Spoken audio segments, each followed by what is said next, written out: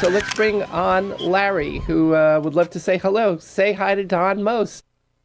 Hey, Hey, great to Larry. see you. Nice to meet you, Larry. Thanks for calling in. Does everyone who sees you feel like you're an old friend? Like we've never met, but we've spent so many Right. hours together.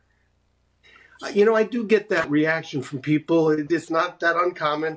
I guess because we were in people's living rooms so frequently, and especially maybe at certain stages of your life where it had impact, and then because we were in reruns, even in syndication, even when we were still in prime time. So I think just that we were with you so much that I don't know. I get that a lot where people feel like we're old friends from school, something like that. Where are you from? What I really wanted to ask you though was about the music, if you would.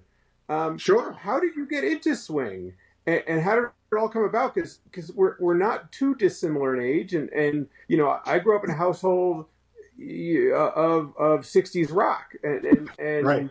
psychedelia, and Right. it's just so pleasurable and to watch the videos of you singing, and I look forward to having you come by here in our town, and we'll come see you. But how'd you get into Right. it?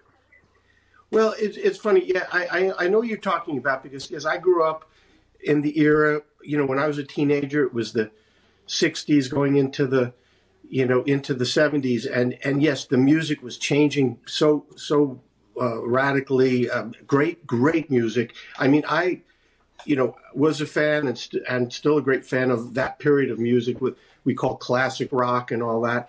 But before that, when I was young, when I was like 9, I saw a movie called The Jolson Story, about a biopic about the great Al Jolson. I was 9 years old, but that his character, his sound, his singing, his story, it really captured me and had a very strong impact at that age.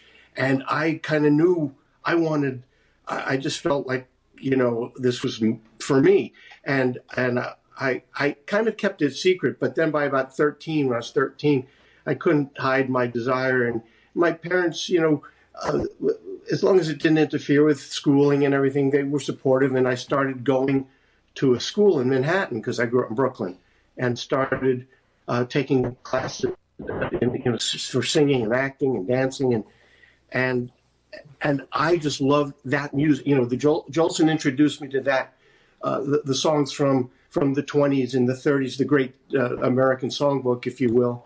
And then one thing led to another, and I started listening to radio stations in New York where they played that kind of music.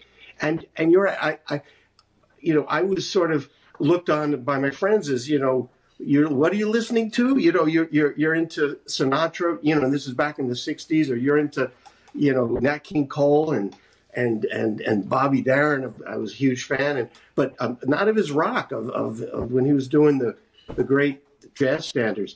And people thought I was a little strange of my age, but I also did love all kinds of music.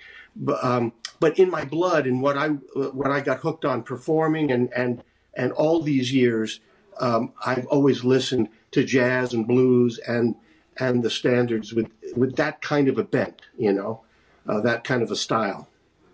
Well, it's great stuff. It's so nice to be able to listen to you in this context. It's fabulous. Well, and where are you from? Where do you live? I live in upstate New York, so I ought to be able Oh. to make it over to Mohegan Sun or one of those places. Yeah, I was there just about 3 weeks ago, something like that. Wow.